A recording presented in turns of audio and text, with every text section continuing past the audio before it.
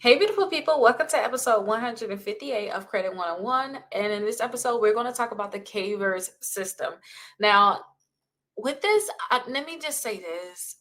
I am not an expert on this. I'm going to just give you the information that I know, and I want you guys to do more research because it's a lot that goes into this. But it's very, very important. And I think that a lot of time we should just let some sparks just fly in our mind to even do greater research. So if you're dealing with this proper problem, hopefully this is part of your full research, and hopefully it's going to help. I do have a blog that's going to go into greater details, but I just wanted to come and just say something because I like videos, for those people that like videos just like me. So what is CAIVRS? So you have to understand that CAIVRS is basically a credit alert verification reporting system. So it's just basically a database that's used by the federal agencies to track borrowers who had defaulted on their federal loans, basically, or who have a history of federal debt problem. So we're talking FHA, VA, USDA, and SBA.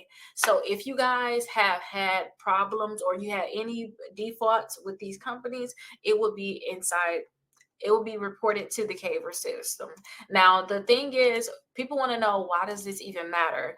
Why this matter is because you can get a loan denial if you are in here. So if your name is in here, they say you're supposed to wait about 3 years to be able to get a loan again. So if your name is in here, and it's not the 3 years, you need to know that you're most likely going to get denied for a loan. Or sometimes they may ask for additional documentation, or you may just have a difficult time just getting approved in general, even if you're after that 3 years. So that's why this actually matters. So you can actually check your status to know exactly what's going on, see if your information is in the CAIVRS system. First, I would tell you guys to check with your lender, because your lender can actually check your CAIVRS on your behalf as part of your loan process, application process. When I watched another video about this, so I can learn even more about this, because I read up on it 2 times, plus I watched a video about this. When I did my research on here, he was saying that usually when you're in the mortgage process, they're going to check this system like almost at the end. So if you think it's a great chance that you're in this system and you don't want to waste your time, you could request to see if they can actually check it sooner. And you can also request a copy of this report through a federal agency that's managing your loan. So whoever is managing your loan, or any lender that's participating in this CAIVRS system, they should be able to give you a report. Also, it reminded me of when people said we weren't able to really get our credit reports like that back in the day. Like, you had to get it from the actual bank or whoever it is that you were applying for whatever loan. So that's kind of what I'm thinking about with this one. And then two, if you find that you are listed on this, you will need to address and resolve these underlying issues. So you have to think about paying off the debt or just settling these debts. Now, it's more than just saying pay the debt and settle the debt, because when I watched the video, and I let me see if I can even find it. It's supposed to be like, I think his name was the #1 student loan lawyer. I watched the video that he had on here about how to clear it, and paying it off was one of the things, but you have to understand too, it's a lot of money. They're not trying to accept settlements. And I think that you can actually try to get it cleared the same way that you could possibly try to get like your credit report clear in a way, but you'll have to try to see how you can do what you can do to get your name removed off of that. You can obtain documentation showing that your debt has been paid or resolved. That can help you. If it's your student loans that's within the system, try to see if you can do like a debt repayment. Yeah, try to see if you can do like a debt repayment. And not only just doing a debt repayment, they had a rehabilitation, and we had a special rehabilitation right now. And this is July 29th, 2024, when I'm recording this technically. It's going to come out a few days later when you probably are watching it, or you probably can watch it, the replay anyway, just later on. But the student loans have something now where it's a certain thing that's going on right now where you don't have to do the 9 months. They can actually put your accounts back into good standing. So that may be something that you all want to actually look into. Okay, just to make sure that you get this updated.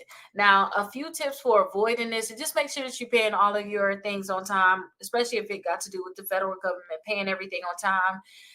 And then check your credit reports to see if you got any potential issues, and then seek some type of financial counseling, like if you're struggling with debt in general, and you have to figure out what you're going to do about this issue.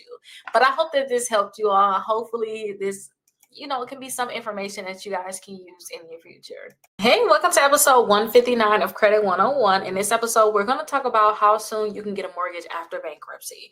So I want you guys to understand that there's different types of bankruptcies. You have to understand that there's the Chapter 7 bankruptcy. That's usually where they're going to wipe out and liquidate everything throughout your bankruptcy.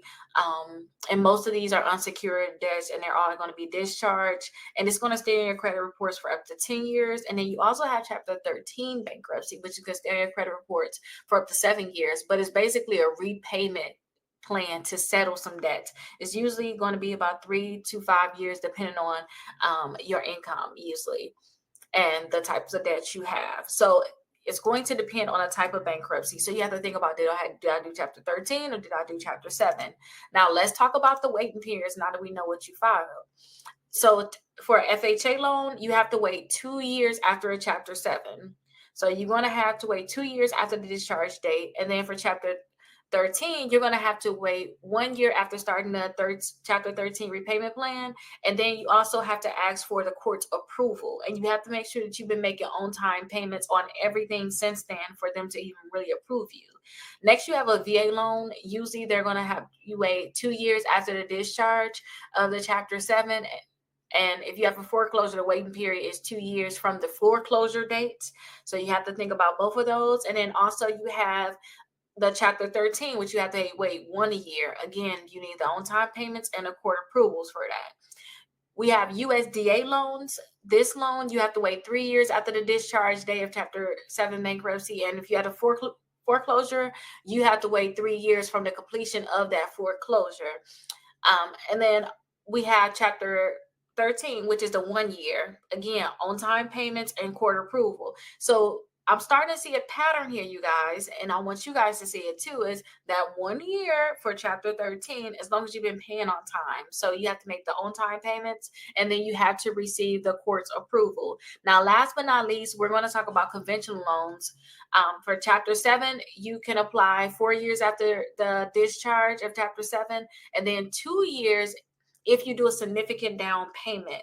And then also Chapter 13, you got 2 years after the discharge or the dismissal of Chapter 13 with strong credit and a solid payment history. So that is a lot, but I want you guys to know about the different waiting periods depending on what type of mortgage you want to get, because it's not a one size fit all. Now you have to understand the factors that's going to be affecting your eligibility. So your credit score, the higher your credit score is, the greater chance you have actually getting approved for a loan. The larger your down payment is. So save as much as you can so you could possibly put down a higher down payment. Also, your income, how stable is your income? Are you stable enough to make mortgage payments? Because that's what they're going to be looking at. Do you have a secure and stable job before you apply? And how long have you been on this job? They want to know also your current debts. So keep in mind your current debts. You want to make sure that you're managing this and reducing the debts that you have too, so that you can have a greater chance of getting approved.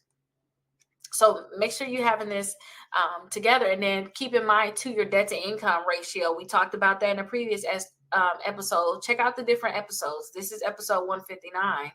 Check out the different episodes because we talked about debt to income ratio in terms of actually getting a mortgage. And then your bankruptcy discharge status is going to be very, very important. They want to make sure that you fully discharge this bankruptcy and it's closed before you apply for your mortgage. Now, there is some steps that you can technically take to before you apply for a mortgage. Is you can review your credit report, see if there's any errors or anything negative on your credit reports. Start working to remove that. You can start saving for your down payment. You can actually ask to get pre-approved for your mortgage. This can help you out a lot. So that you can even know if you can get the mortgage, actual pre-approval. They're going to tell you yes or no. And then consult with a mortgage professional. Talk to a mortgage broker about your different options. So these are a few things that you can actually do. Hopefully this helped you understand what you can do in terms of if you're able to even get the mortgage, now that you're able to get the mortgage, what you can actually set up to make sure that you can actually get approved for the mortgage. I hope this all helps.